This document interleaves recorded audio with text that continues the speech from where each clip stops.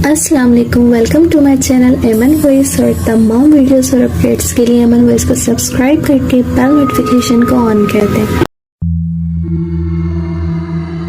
तो आज हम आपको जो पुरस्कार वाक़या सुनाने वाले हैं वो कोहे चुल्तान बलूचिस्तान का है। तो आइए सुनते हैं। मैं एक हाउसवाइफ हूँ। ये 2008 की बात है जब मेरी एंगेजमेंट हुई थी। उस वक्त मुझे पाकिस्तान का कौमी जानवर मारखोर देखने का बहुत शौक था, जो जुनून की शक्ल इख्तियार कर चुका था। मैंने कई बार अपने मंगेतर से कहा कि मुझे मारखोर देखना है, बलूचिस्तान चलें। बिल आखिर हमारा प्लान बन गया। मेरे मंगेतर और मेरे देवर ने कोहे चुल्तान बाहर के ट्रिप का प्लान बनाया, क्योंकि वहाँ उनको चकोर और तीतर का शिकार करना था और वहाँ मारखोर भी होता है। इसलिए हमने तैयारियों को हातमी शक्ल दी। कोहे चुल्तान का पहाड़ बलूचिस्तान में कोयटा से तकरीबन 13 किलोमीटर का फासले पर है। ये बलूचिस्तान का सबसे ऊंचा पहाड़ है। कई किस्से कहानियाँ इसके हवाले से मशहूर हैं, बट हम लोगों को किसी बात पर बिलीव नहीं था। हमारा मकसद तो बस शिकार और मारखोर को देखना था। इसलिए हम सुबह सुबह कराची से पूरी तैयारी के साथ रवाना हुए। हम 4 लोग थे, मैं, मेरे मंगेतर आर्यान, मेरी नंद और मेरे देवर। हम लोग बहुत थका देने वाले सफर के बाद बिल आखिर वहाँ पहुँच गए। पूरा इलाका इतना सुनसान था कि बता नहीं सकती। दूर दूर तक ना कोई आबादी और ना कोई बंदा। हमने बलूचिस्तान में दाखिल होते ही वहाँ से 2 मकामी लोग एज अ टूर गाइड साथ ले लिए थे। उन्होंने ही रास्ते में हमें इस पहाड़ की मशहूर 4 बच्चों वाली स्टोरी सुनाई थी। उन्होंने ये भी बताया था कि जगह जगह से हंसने रोने की अक्सर आवाजें आती हैं। रात को कोई मकामत पे हल्की सी आग जली हुई होती है जो दूर से नजर आती है, मगर ये सब बहुत माइनर साइन थे और लोग बराबर यहाँ शिकार और मारखोर को देखने आते हैं। खैर, हम चढ़ाई के करीब पहुँच गए थे। अपनी जीप पार्क की और ऊपर चढ़ने का फैसला किया।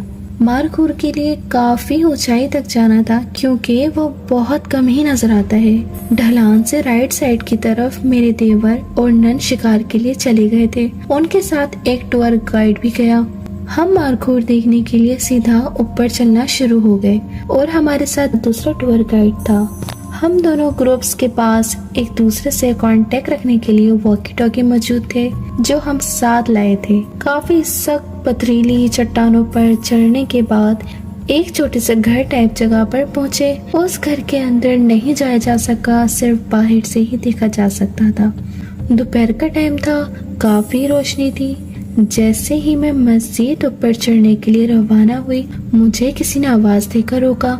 मैं चौंक रुक गई। गौर से झांक के अंदर देखा, मगर कोई नजर नहीं आया। मैं अपना वहम समझ के आगे बढ़ गई। जैसे जैसे ढलान बढ़ती जा रही थी, ऊपर चढ़ना दुश्वार होता जा रहा था। आर्यन का वॉकी टॉकी के जरिए देवर से राब्ता था और वो लोग वहाँ आराम से शिकार कर रहे थे। हम काफी ऊपर आ चुके थे, पर मारखोर था कि नजर आने का नाम ही नहीं ले रहा था। चढ़ते हुए जैसे ही हम लोग ने एक और बड़ी चट्टान को क्रॉस किया, लेफ्ट साइड पर एक बड़ा पत्थर था। उसके पास कोई 3 या 4 साल का बच्चा बैठा नजर आया। इतना मासूम और इतना प्यारा था कि बता नहीं सकती। मैं उसको देखकर रुक गई।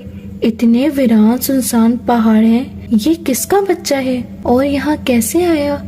इतना ऊपर ये खुद चढ़कर कैसे आ सकता है? और न जाने क्या क्या सवालात दिमाग में आ रहे थे।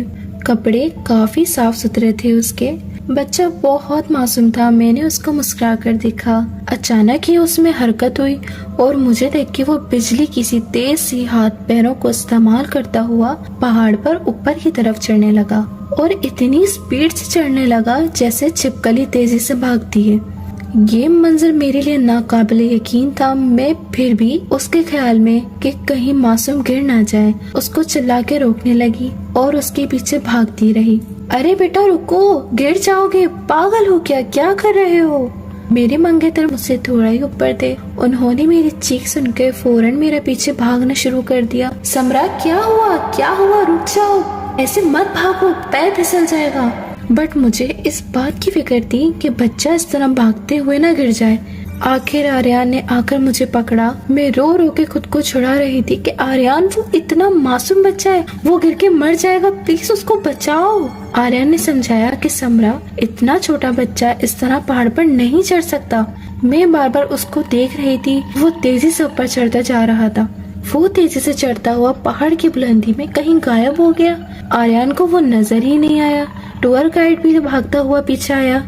उसने सुना तो कहा कि आपका वहम होगा, इस वीरान सुनसान जगह और वो भी इतना ऊपर कोई बच्चा नहीं आ सकता। मैं चिल्लाई, कोई वहम नहीं है, छोटा बच्चा था, मैंने उसको अपनी आंखों से देखा है। फिर वो ऊपर भागा। आर्यन ने मुझे संभाला। टूर गाइड ने बोला, कहीं ये वो मशहूर कहानी वाले बच्चों में से एक ना हो। अब हमारे माइंड उस स्टोरी की तरफ गया जो हमें इस पहाड़ से मुतालिक सुनाई थी। आर्यन ने फौरन वापसी का फैसला किया। हमने वॉकी टॉकी पर दूसरी तरफ के ग्रुप को वापस बुलाया। उन्होंने कुछ शिकार किया था। हम फिर फौरन वापस रवाना हो गए। सारे रास्ते में और आर्यन खामोश रहे। मैं तो मारकूर वारकूर सब भूल गई थी। देवर और नन को भी बताया, वो भी डर गए कि 40 बच्चों वाली स्टोरी सच है। बहरहाल मुझे आज तक समझ नहीं आया कि वो वाकई इंसानी बच्चा था या किसी जिन का बच्चा था। जिन्होंने अभी तक हमारे चैनल को सब्सक्राइब नहीं किया, काइंडली वो हमारे चैनल को सब्सक्राइब करके बेल नोटिफिकेशन को ऑन कर दें।